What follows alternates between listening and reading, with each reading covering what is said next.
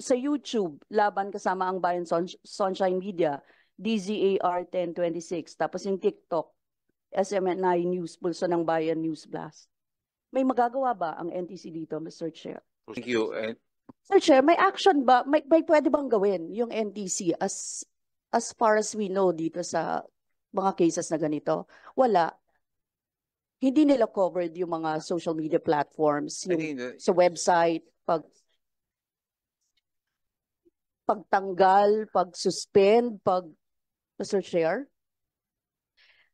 Talagang sa lahat ng platform, talagang kumakalat yan. Katulad ng ngayon, no, yung mga red tagging, yung mga misinformation, ay talagang pinagpapatuloy pa rin. At narinig naman natin, no, inaamin talaga ng ng mga board of directors and officers na talagang inaalaw nila, di ba?